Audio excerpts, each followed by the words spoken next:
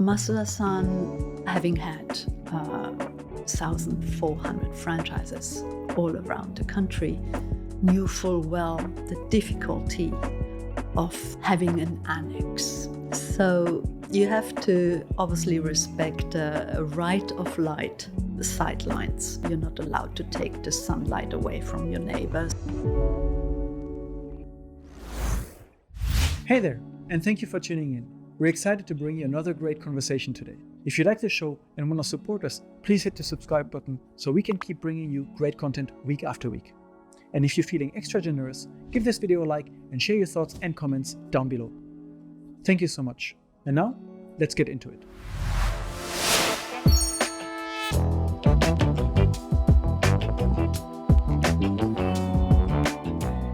Welcome to Unpacking Japan. I'm Toby, and today we have the pleasure to welcome Astrid Klein. Thank you so much for coming. Thank you. You're a founding My member pleasure. of Astrid of Klein Daikanyama Architecture in Tokyo. You've right. been here for a few decades and have worked on some very big and large architectural projects. I think one of the most prominent ones will be the Daikanyama T-site, but also Open House in Bangkok, and many, many more very exciting local or global projects. So very curious to dive into architecture in Japan.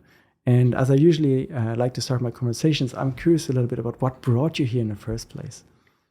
I wanted to come to Japan even before I studied for my postgraduate studies. And back in the day, it was the economic bubble in Japan. And my father said, too expensive, you go there on your own dime. But what really attracted me was I was into sculpture and installations. And so I read In Praise of Shadows by Tanizaki. And so I really liked the miso shiro bowls, the lacquer bowls, the way they were very simple in shape, but ever so elegant because of all their layers of lacquer. And I was kind of intrigued how things could be so simple yet so deep and elegant.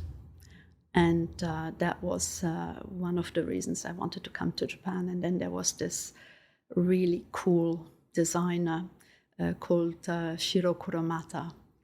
And it was my dream to kind of work for him.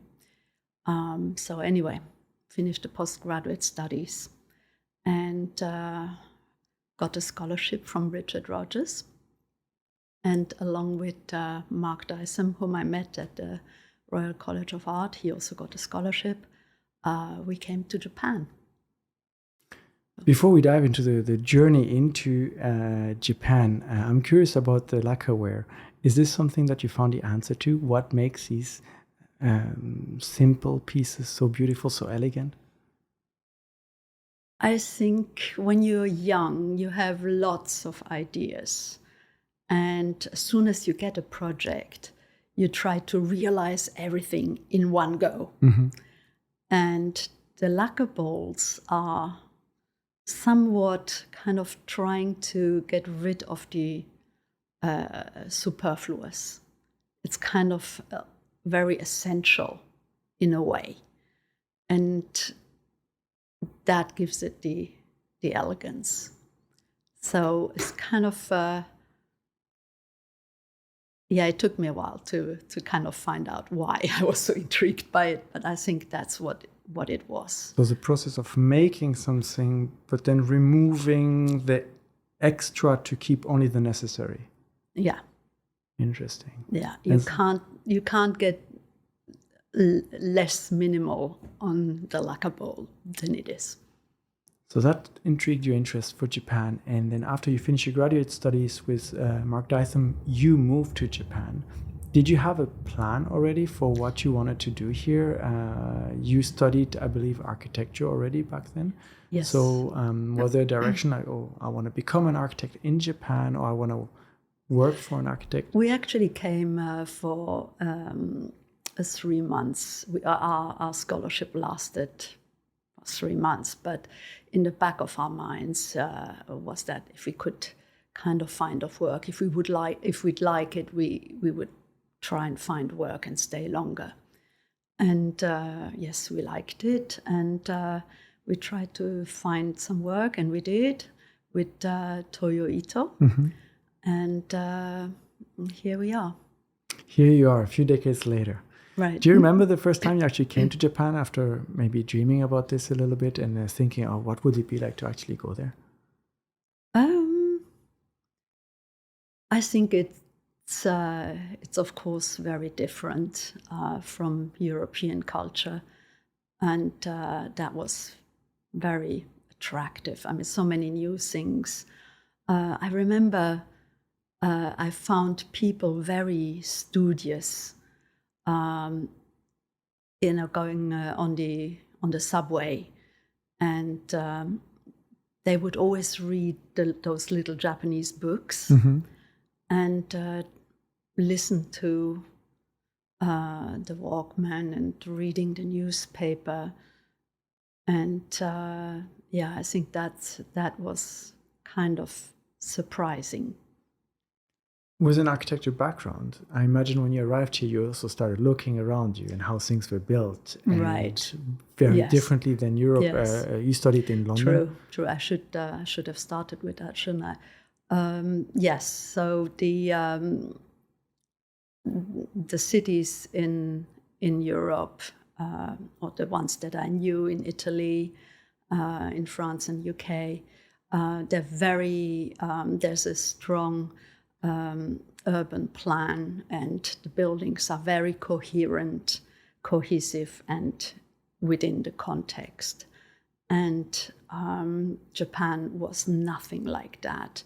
It was the economic bubble, and then a lot of European architects and American architects who were famous back then had a chance to build quite extraordinary buildings. I mean, of course, Japanese architects as well. And there were some were absolutely unbelievably amazing, and you wonder how they could have been built. One that is sort of a remnant of that era is the Aoyama Seizugakuin. It looks like a red cockroach building. And I'm it's not just sure I like, can visualize this one, yes, but I'm picturing a red cricket standing straight. Yeah, exactly. So pretty unbelievably interesting buildings. And of course, coming from a culture where everything is like, next door looks like next door, like next door. This was just an explosion in forms and shapes and colors, and nothing had to be contextual. And of course, when you're young, it's like, wonderland. And shortly after that, you actually got the opportunity to work with a famous architect directly and learn from him. Right. How was that to kind of go into work with his practice? Back then, we couldn't speak Japanese, and Ito's office couldn't speak English either. But Ito's office just won the commission to do the JAL offices around the world. And so... The airline. Yeah, the airline. So he had the kind of vision that, yes, his office needs to internationalize a little bit, and it was just lots of luck and good timing. And he said, yes, come on. Did you find the way they approach an architectural project to be different than what you kind of studied before, or is it a similar process? Like, let's say the scientific method of building a building is kind of the same worldwide. I haven't really worked in many other offices. But I have the feeling that back then it was very different. That, in the West, you have an idea, and then you follow that idea, you realize that idea. As if there is a red thread that you got to follow till the end. While as in Ito's office, it was much more collaborative, where everybody had to brainstorm and contribute to what the brief is. And so there were all these kind of different ideas, and we call it, Mark and I call it the cloud. And eventually, it would condense into what we're going to do. Mm-hmm. So it can go off in different directions before actually, finding the right way. Now, there is never a right way. I mean, there can be 100 right ways, but maybe the right way for Ito-san. That's interesting, because then you have this group of talented architects kind of building this cloud and then kind of dissipating it to find the right way through. Whereas in the West, it seems more like one person has one idea and everyone tries to make this happen. Right, right. How many years did you end up working on this? Not very long. We were there for 2 years, mm-hmm. roughly 2 years, and we were approached by a developer back then who was also building projects with Zaha Hadid, with Richard Rogers and Tobias Scarpa.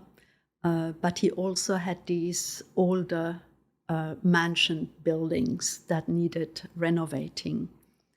And just then there was a new law came by that said if you take down your building to rebuild it, you cannot rebuild it to the same floor area.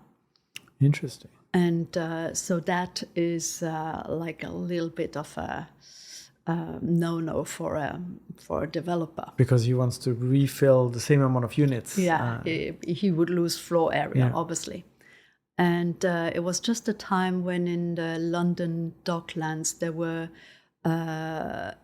renovating the warehouses into really beautiful Soho loft apartments.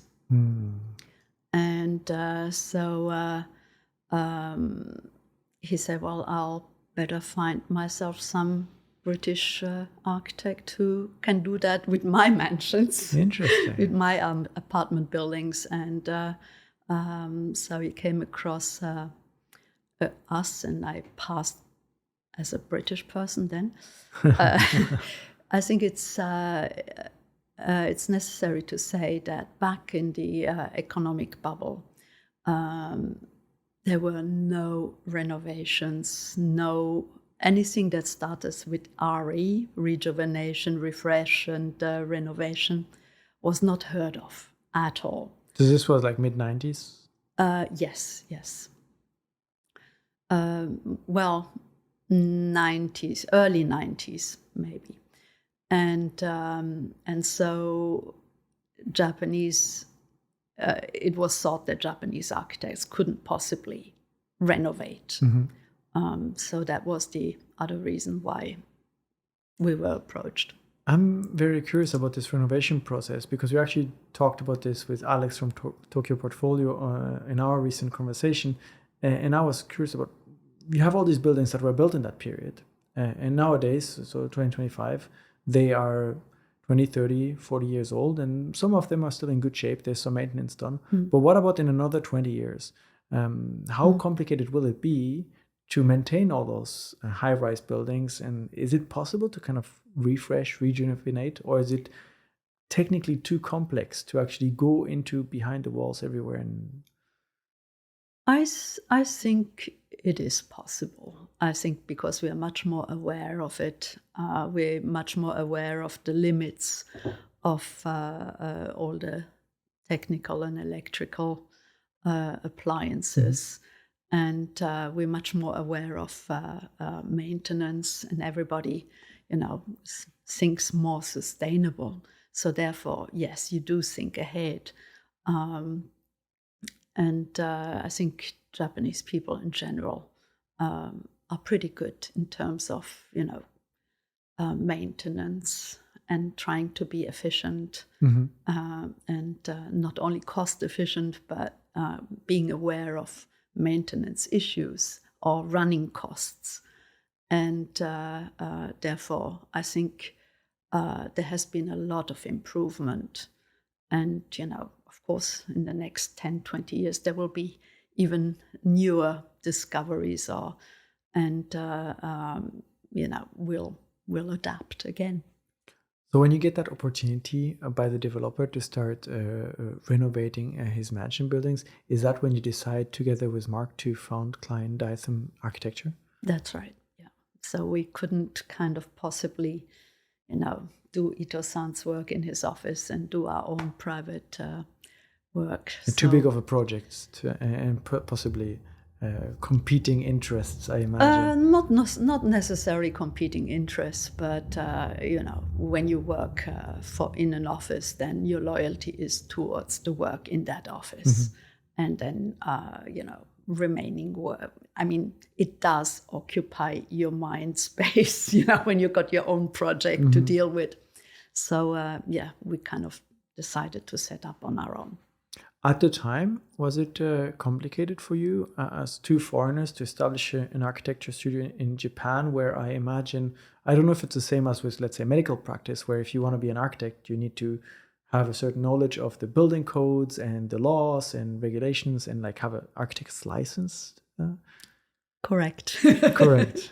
So we found a co-architect with whom we would work, actually two co-architects who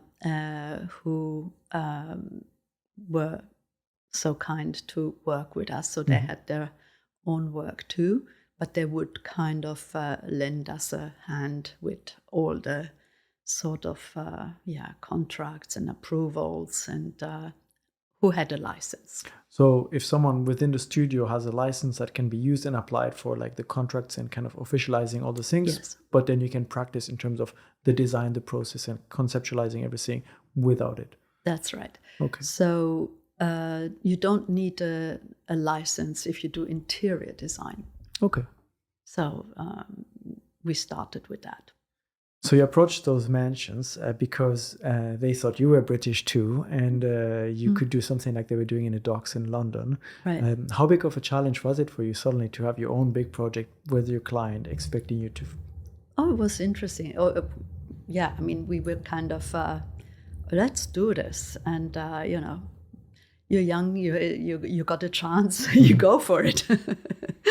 I think you also don't necessarily know what you don't know. And so there are lots of hurdles, but, you kind of try and solve every single one when you get to it.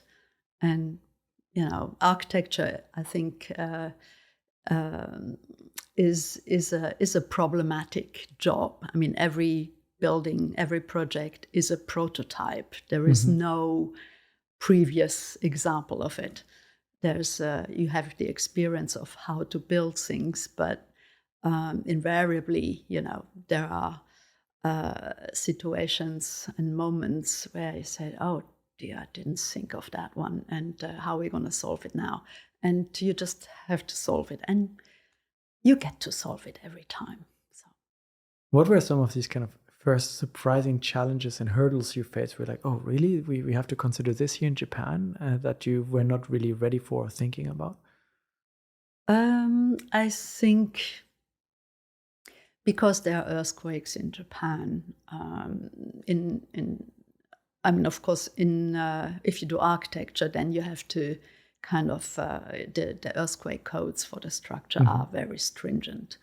And structure tends to be much more bulky than it is in Europe.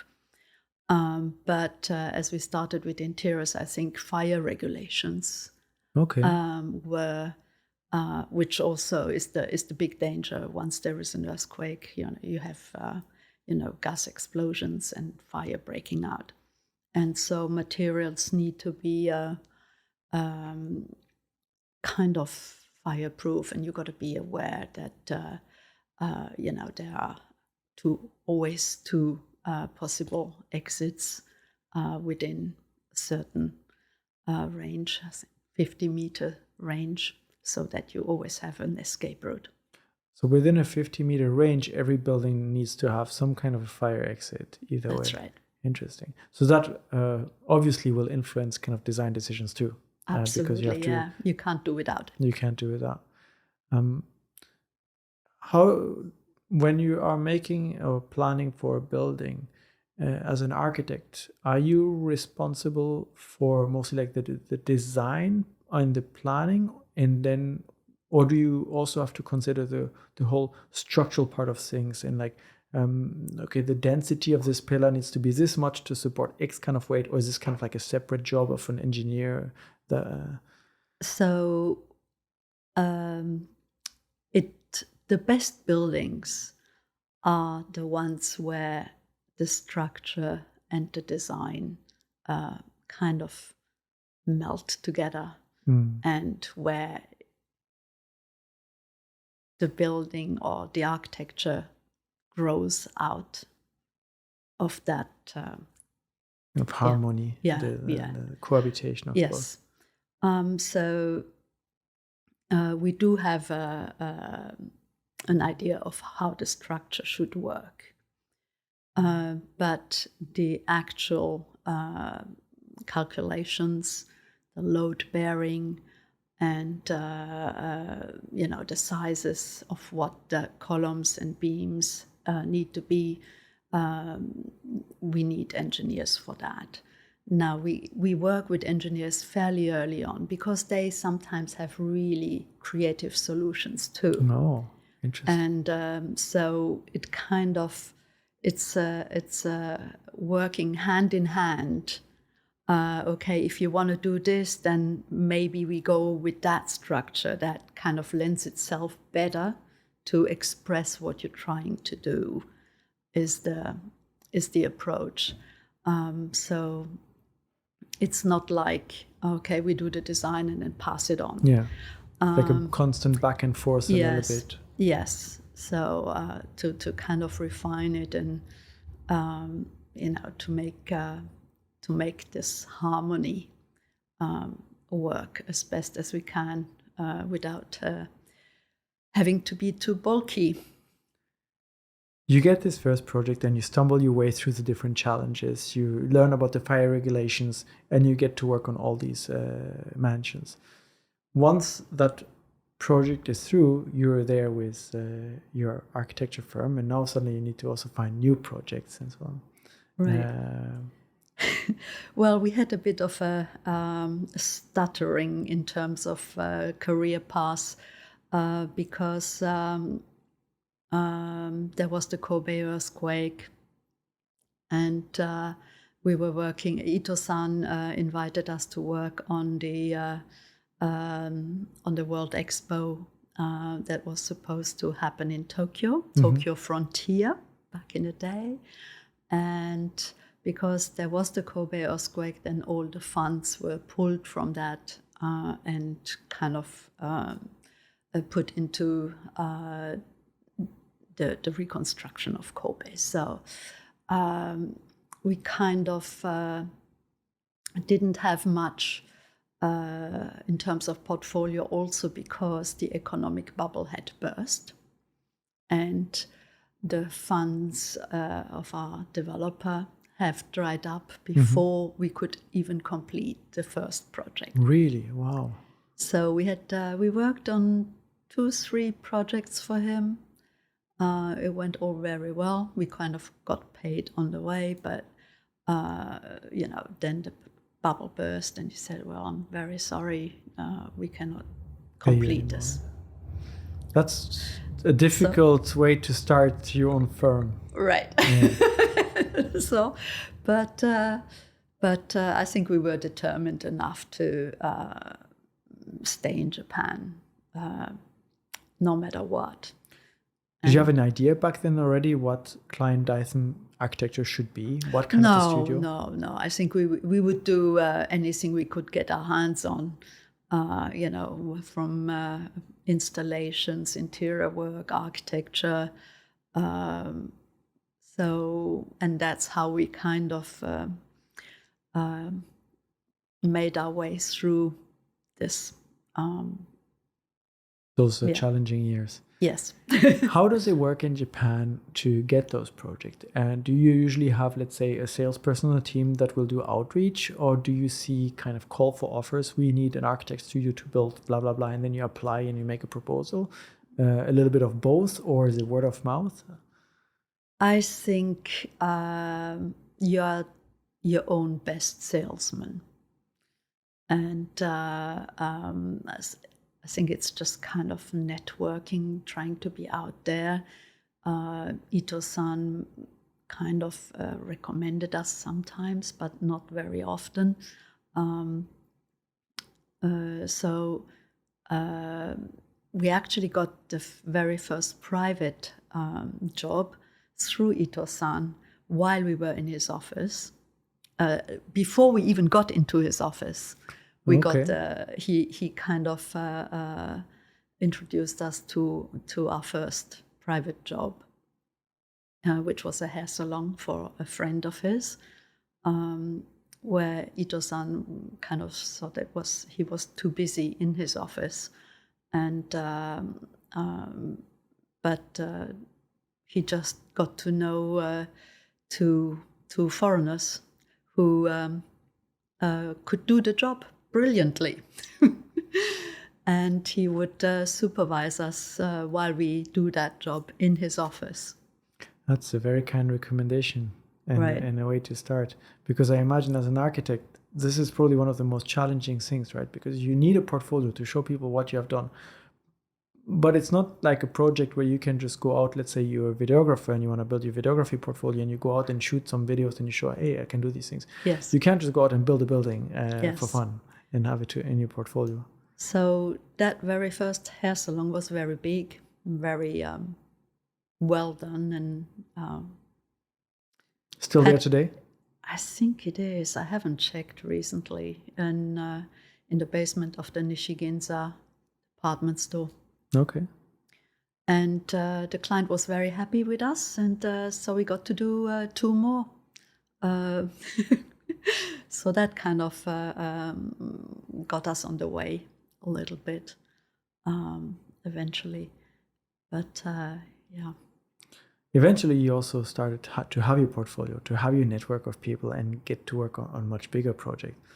I want to talk about the Daikanyama T-site. Because this is a place a lot of people know about in Tokyo, a very large bookstore combined, I believe it's the Tsutaya inside, a coffee shop as well. Right. How did that project come to be? How did it even get started? Right. So Tsutaya was mainly, this was a competition. And in 2009, probably 2010, I can't remember.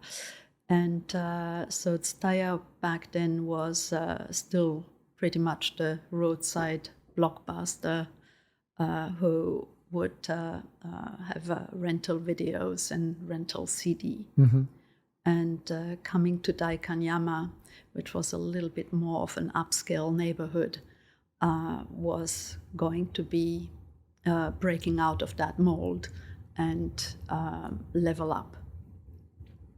And so for that competition, CCC, which is Culture Convenience Club, to which Tsutaya belongs, invited 77 architectural offices, studios.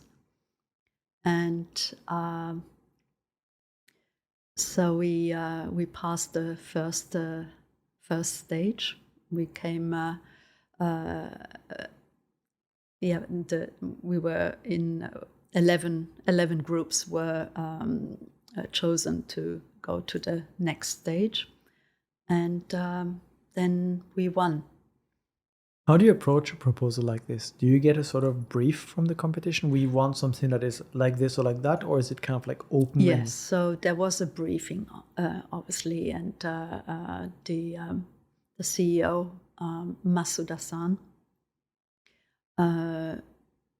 explained that he didn't want just the architecture. He wanted a package where architecture, interior, and contents and branding were kind of, again, melding together into this one package, which possibly could be also used abroad. Okay. Steyr wanted to Expand overseas. expand overseas. And so back then, obviously, pretty much almost half the population, I think, not quite half the population, had a Steyr T-point card. That's impressive. Yes. A point card from a point Tsutaya, card, yeah. And I'm not sure if you remember the way the logo looks. It's a yellow T Yes. with two blue Correct. corners, right? And so even during the briefing, it kind of said that branding is so strong. If we could turn that into a building, because obviously in Daikanyama, signage is like not welcome. Mm-hmm. Big billboards and garish signage is not on. Has to be discreet and Yes. fit into the neighborhood. Yes, so we make the whole building just being the signage. And that's where we came up with the idea of having these big T's. So if you look at the three buildings from the front, you see three big T's. But because there are beautiful old trees in front of it, those big T's are not necessarily obvious to everybody because they face the street, and if you walk by, you probably won't notice. So just to make sure, we came up with the wall treatment, which is made out of lots of little T's. Ah, that's why. Well, when you get a brief like this and some Masuda-san, the CEO of Tsutaya, says, I want to melt this and this and this together. As an architectural firm, where do you start with your project? Do you start drawing building shapes? Do you start conceptualizing, I don't know, colors, materials, or somewhere completely different? Now, I think you always start with the bigger gesture first, and then you kind of, focus in. But we're not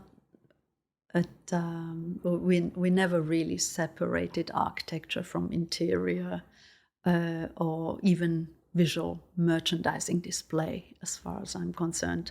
Mm-hmm. My background was in art, and therefore I kind of cared of the total look of everything, including the landscape. So everything counts to make a delightful experience. So when people nowadays go there to Daikanyama T-site, most people, maybe they go because they want a coffee or they want to browse some books. But if someone would go after listening to this, what should they be paying attention to that they may not actually be looking for, and kind of take them on to, oh, someone thought about making it this way for a reason? Right. We were very, how do you say,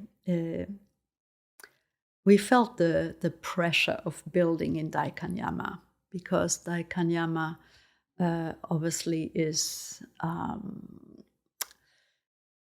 the territory of Fumihiko Maki, Pritzker Prize winner, winning architect, and we had a lot of respect for him, worldwide famous, and we get to build next to his hillside terrace. So the pressure was on. He totally kind of subscribed to our proposal. We had to present it to him, and because everybody was so nervous that Tsutaya, which was known for garish roadside shops, would come and destroy this beautiful Daikanyama neighborhood. So that wasn't gonna be the case. Everybody, Maki-san reassured everybody, because he kind of knew us from earlier. But Daikanyama being a residential neighborhood, you can't really build, so retail cannot be more than 2 stories. Mm-hmm. Okay. And then the 3rd story needs to be housing. So, and also you cannot build bigger footprint than 1,500 square meters in one go. To avoid giant commercial complex. Exactly. So that's why Daikanyama is now 3 buildings, mm-hmm. which we slightly shifted so that it when you walk past, you pass the first one and you catch the second one, or you pass the second one and the third one catches you and leads you through into the site. But Masuda-san, having had 1,400 franchises all around the country, knew full well the difficulty of having an annex. Customers don't really want to go upstairs and they don't want to go into a next building. So we were asked to make absolutely sure that you can go from one building to the other without realizing as much as possible that you left the building. You're just continuing. So that means not getting wet, hopefully not getting cold, but kind of making that transition from one building into the other, into the next, as hurdle-free as possible. So on the 2nd level, we connected them. But because for regulations, the 3 buildings were on 3 separate lands. So the boundary. Okay, so each plot where each section is built is considered different ones. It's considered different building and different approvals. And normally you do not build over a boundary line. So we had to devise clever thinking. How can we connect them without making it look connected? So we have these, what we call balconies, where one building would have a long balcony, would stop at the boundary line, and the next building had a smaller balcony, and they would kind of kiss. And they would have their own handrails until the approval people would have checked it, right? Okay, this long balcony, this is a short balcony. They're separate. Their handrails, tick. And once they went, the handrails disappeared, and we just walked through, and it became a bridge. We taped the floor. Did anyone ever come ask about this, or was it like, I think everybody knows what the deal is, but that's the beauty sometimes in Japan, that if you make it look like, then the other people say, oh no, I've seen the handrails. It's kind of, it's 2 balconies. So next time people go to Daikanyama, they know the story of the upper balconies. Yes, so when you go into Anjin Lounge, the center building, but you come from the outer two, especially when you go from, they call it the third building into the center building. That's where the long bridge is. Have a look on the floor and you'll see where the balconies meet. Kiss. When you make a larger project like this, approved by other very well-known architects, paid for by large companies, I imagine it brings a big spotlight on your studio as well. Do you then suddenly get a lot of new requests for people that want to hire your services for even bigger or other projects? So Daikanyama T-site was a landmark, a turning point in many ways. It was for Kleindaisama architecture, obviously, because Steyr was well known and project was really well received. But it was also a turning point for bookstores all over the world, because it wasn't just a bookstore. It was targeting premier people, premier being people above 50. And the reason was that because of the T card, Steyr knew what the clientele is. Mm-hmm. And it was going to be 50 and above. The childbirth Still dropping. So there's no good focusing on the younger ones, and premier people have their kids are now kind of independent. They're gone to university.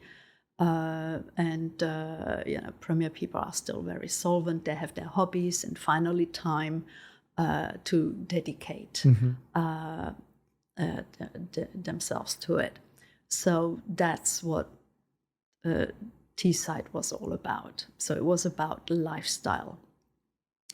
And so these premier age people have honed their interests for all their life. And so the bookstore would have a section for art, for cooking, for fashion, for cars, design or photography, whatever. So very focused offerings. And the normal bookstores would not do that. They would always have the whole range, A to Z, whether they sell it or not. And just by category and kind of standardized. That's right. And the other big thing about T-site was that there were concierges. And for each section, there were concierges, and there were people who were also premier age and who were very passionate and knowledgeable about their section. Mm-hmm. They might not have worked in a bookstore. That was not necessary. But they were going to be buddies with the customer. And they know their topic. Yeah. Younger people, obviously, it's not their fault. Not having the experience, they could not necessarily strike up a conversation, on certain topics. They would having to run off. Let me ask the manager. Sorry, I don't. Let me find out for you, and then they disappear, and you wait for hours till they come back. So that was not going to happen. So that's what these concierges were about. They would then, for the car section especially, there would be, ask, well, what car are you driving? Kind of, if a Volvo. And so he would have this, like a concierge does, have a whole, so when there was a Volvo event in the car park, all the Volvo people would come. So you would have these Sunday morning meetups, and then they would go up for coffee into Engine Lounge or so it was more to do with creating social retail or experiential retail, not just about selling books. So it's, kind of enriching the lifestyle. So it's more than a shop.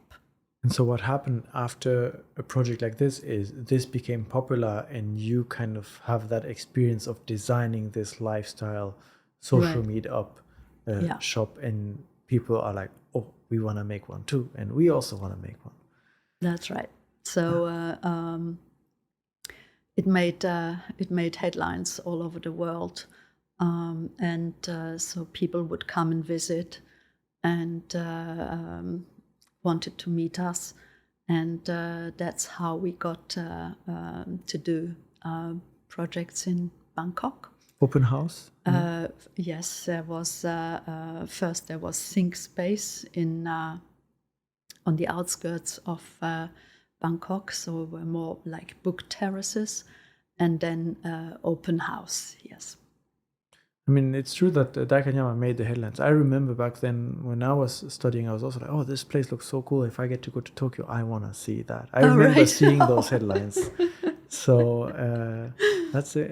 That's crazy. I think it was Forbes magazine was talking about the 10 best bookstores in the world, and we kind of designed 2 of them, Open House and Daikanyama T-site. And later on, I don't believe it was you, but the Hirakata T-site, was it also? Yes, that's right. But also kind of the same following you. Your... So after Daikanyama T-site, we got to do Shonan T-site, we got to do Kashiwa no Ha T-site, we got to do the one in Umeda. Oh, yeah. Mm-hmm. Right. And Nakameguro, that was Tsutaya. So, yeah. You built your company here in Japan, and you started making all the projects here, and suddenly you get an opportunity to work in Bangkok. What is it like for an architect to suddenly, okay, you're international and you have to go overseas, and suddenly you have completely different construction laws and building laws and different sensitivities to design as well. It's a whole new set of challenges. Yes. So they have less earthquakes, or hardly any. Well, can't say no earthquakes anymore, can we, sadly?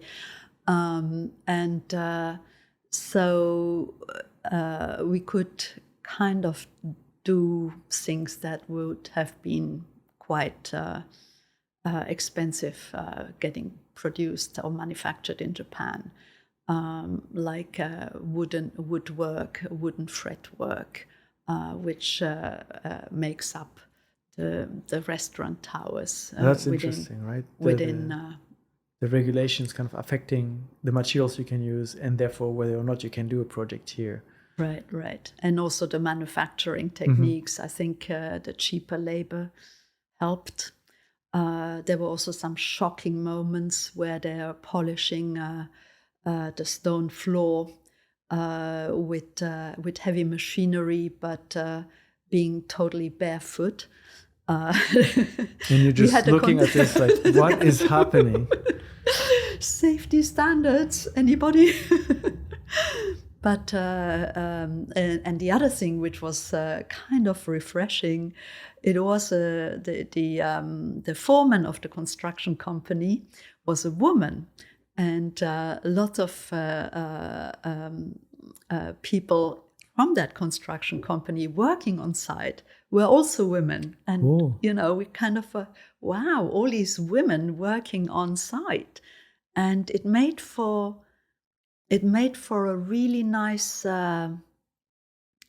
relationship in terms of, all these women really proud and wanting to make it work, as opposed to, nah, you can't do that, I know better than you, sort of thing. Is this a situation you faced a lot here in Japan?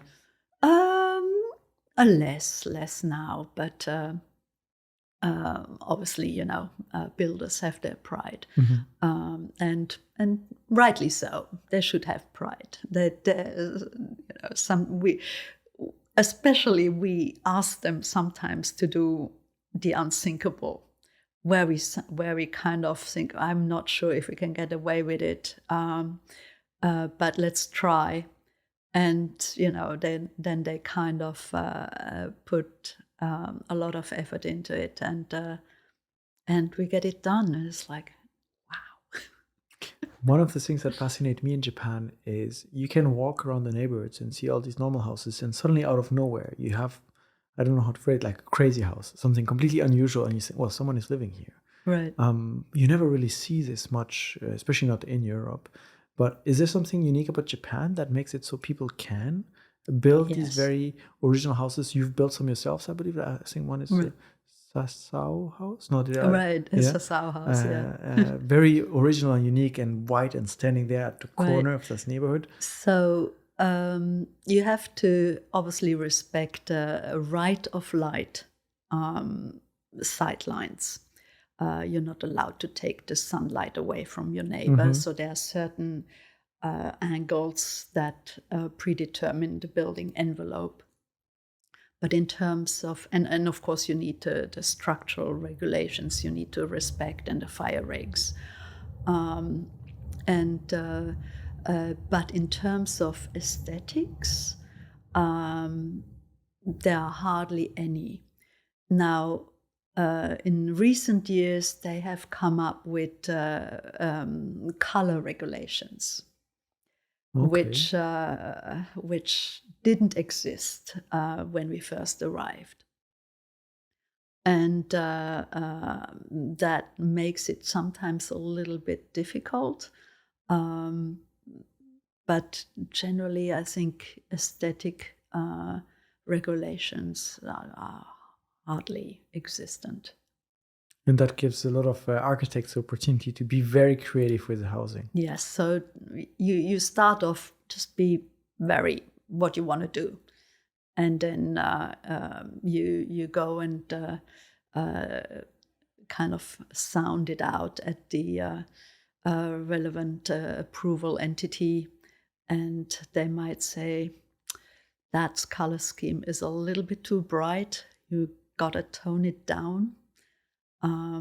That was the case when we done Toggle Hotel in Suidobashi, which is in Chiyodaku. And we were inspired because of its triangular site, where you have the expressway passing on one side and the Chuo line on the other. And the Chuo line, the Chuo line is orange, the yellow line, Sobusen. Sobu line is yellow. We were inspired by the yellow markings on the expressway, the diagonal lines, and Sobusen being yellow, and said the city is too gray. How about we bring in some yellow? And we had these inclined graphics on the hotel. And we showed that as a kind of pre-approval. And they said, no, you got to be more imperial. This is too close to the imperial palace. It's got to look more imperial, more respectful. More respectful. More respectful. It's not a straight no. It's just like, got to be more respectful. Yeah. Make the lines gray. So we made the lines not diagonal, we made them straight. But still yellow. Yes. Oh, wow. Interesting. So that changed everything. You always do these little kind of, we'll approach a little bit and kind of,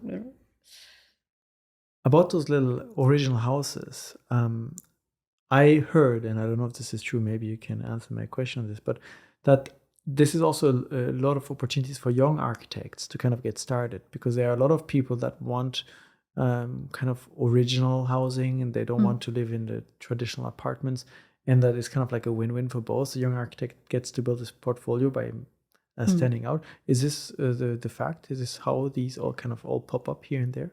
Yeah, well, that's it. You know, I mean, you start small and you build bigger later on. So, but also it's often, you know, kind of a family relation or I see. a friend, somebody you know who trusts you, even though you haven't built anything yet. And they're like, yeah, you can build my house. Right. I trust you with that. Yeah. So it's you know, and it's much more. It's a more personal relationship where then you can work things out. Whereas bigger buildings, obviously, you know, you need a bit more experience before you get into that. One of the things that surprises a lot of foreigners coming to Japan when looking at houses, oftentimes, is windows. Many houses have very narrow, very small windows, but many of them. But from the outside, they look like there's barely any light kind of going in. When you actually look at the plans, a lot of top-down light kind of.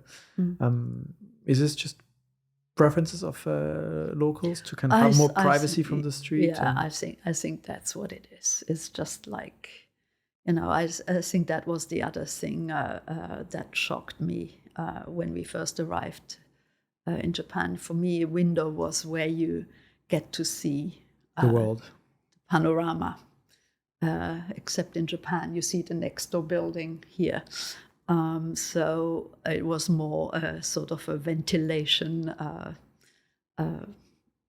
facility than something to look out or see what the weather's like. So yes, I think it has to do a lot with privacy and if you build a house and there are houses around you, you go to apologize to the neighbors. Said there'll be a lot of noise and you know, dust and inconvenience, and I apologize. And for the construction. Yeah, for the construction. And this is very important because the neighbors who've been there before don't really want you to have windows that look straight into their windows. And you will have to put, or they'll ask you often to put something in front of your window so you're not looking straight into their window. So not only a curtain, but like a piece of furniture or something to actually can block the view somehow. Right. Yeah. I think blocking the view is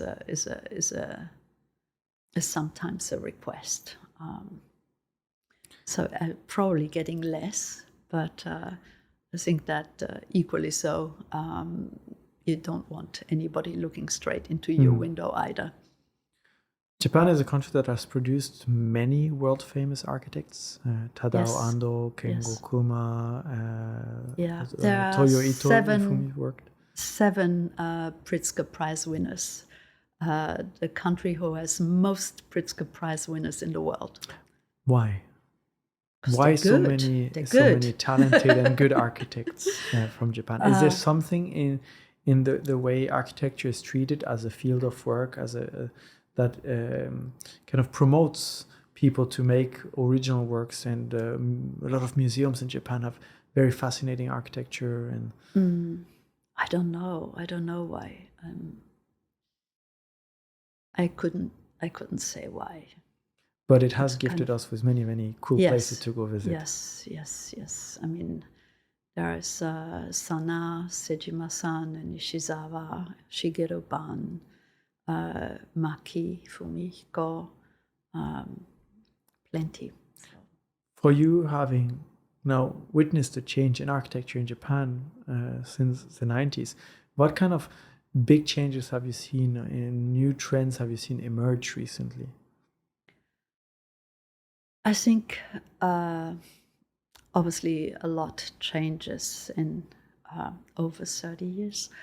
The biggest change being internet, and then now it's Instagram.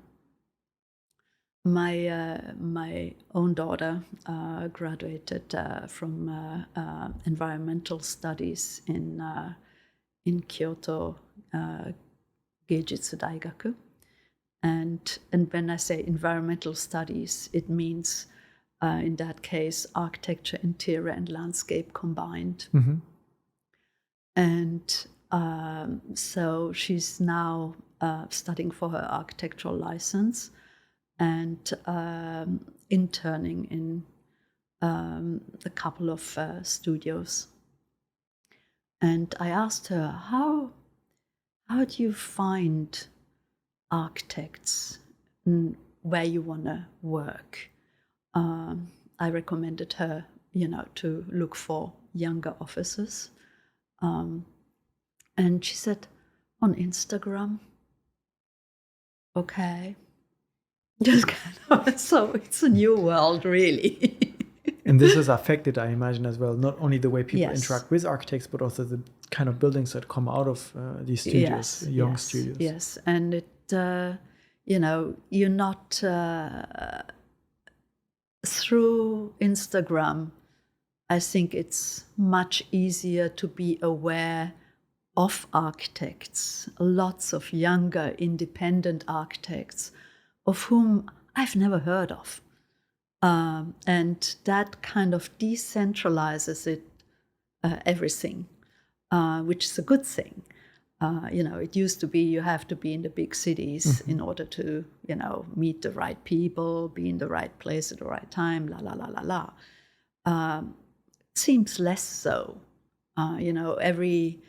Every corner of the country has their architects, and that's great because we kind of, where for example, we met an architect in Fukui almost by chance because we saw this great building on the side of the road. And we stopped and talked to the guy, and turns out he's a very cool person and very successful in that region, in that area. He's done lots of, interesting buildings. Cool. And I didn't necessarily know of him. So I said, wow, that's great. That creates opportunity, diversity, and more unique and original projects. Exactly. And so the grass is not necessarily greener somewhere else anymore. And I think in order to revitalize Japan, especially the regions, that is a really good thing. So the grass is greener where you make it. Exactly. Exactly. What kind of projects excite you nowadays? You've seen so many, you've worked with so many architects. I imagine you spent a lot of time as well studying and looking at what others are doing. What are you looking for? I'm kind of, obviously the buildings are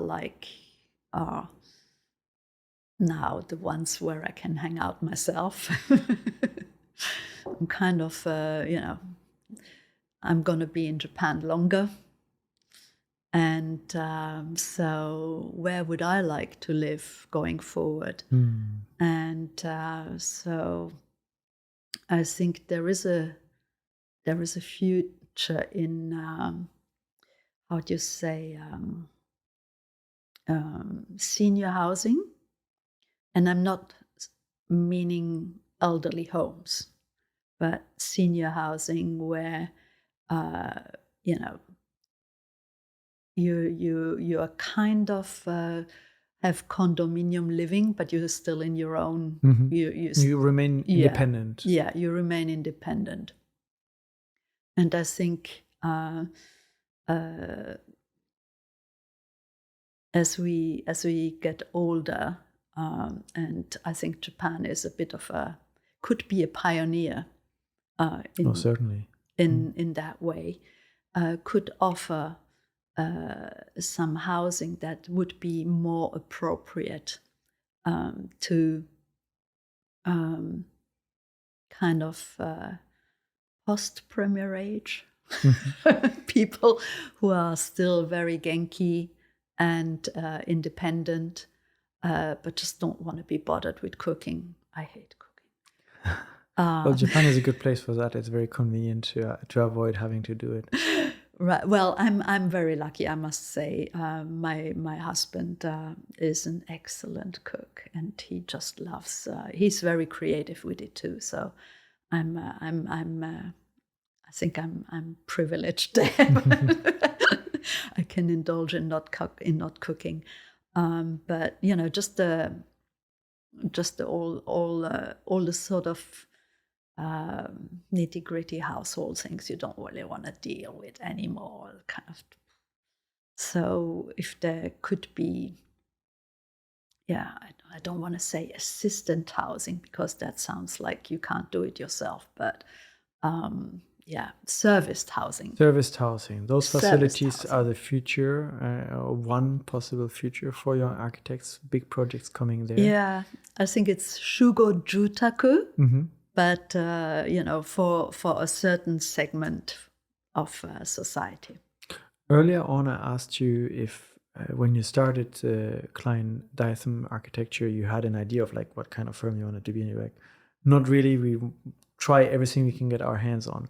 Now, if I ask you this question again today, have you defined what kind of firm it is, what kind of projects you want to do nowadays? No, we don't define it, but we have a couple of very loyal clients who keep us busier and busier.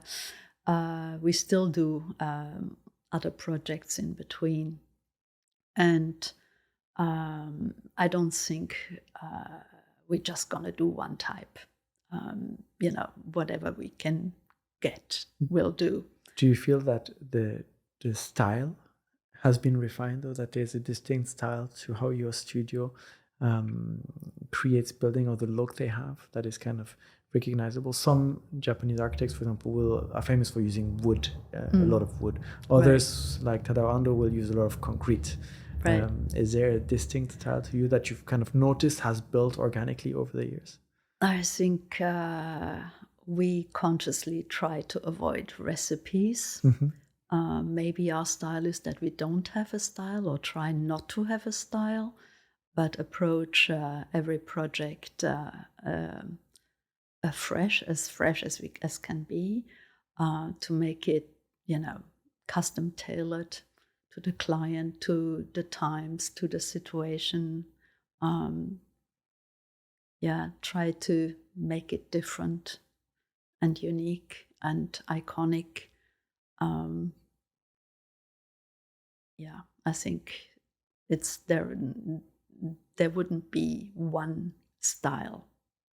Are there any exciting new projects coming up, or projects you'd love to be doing here if you had the opportunity? Yes, I think building by the seaside is great. Which is interesting because in Japan, because of the risk of tsunami, it's something a lot of people want to avoid. Right. Yes, so, but still, being aware of that.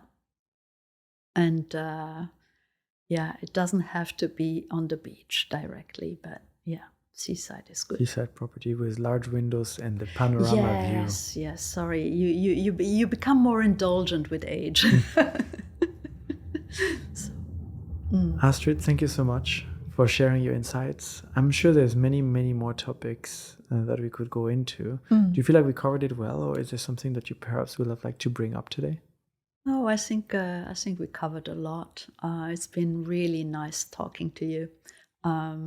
It's rare one can kind of just chat like that. We'll make sure to link also the website of the studio in the description so people can go and check out a lot of the exciting projects you've been working on. And hopefully we'll see a lot more of them in the coming years. Maybe one last question, I'm curious. What kind of timeline are we talking about for these kind of larger projects? Like say Daikanyama T-site. How long does that take from the moment you submit your proposal to there's a building the customer can go into? So Daikanyama T-site was built in record time, 18 months from kind of start to finish. So we don't want that to be a precedent at all. And it had an earthquake in between. So, all right. So usually the timeline is longer as it should be, so that problems can be tackled in due time, and then the building is sound and safe. So obviously, I think you got to kind of safely think of 2 years, and of course, the bigger the size, we're talking 3 years. So yes.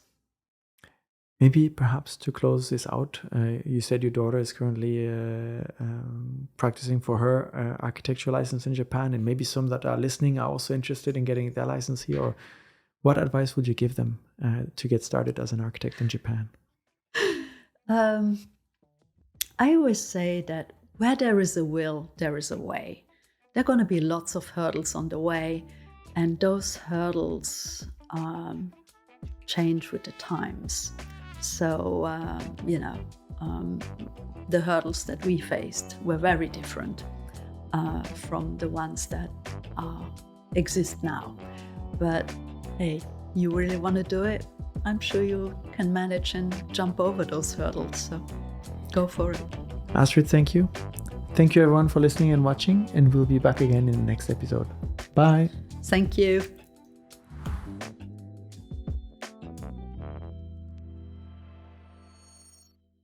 Thank you so much for joining us today. I hope you enjoyed this episode as much as I did. Please hit the subscribe button so you don't miss out on future conversations. And we'd love to hear from you. Share your thoughts in the comment section down below. And if you enjoyed this episode, here are a couple more that we think you'll enjoy. Thanks again for your support, and we'll see you next time.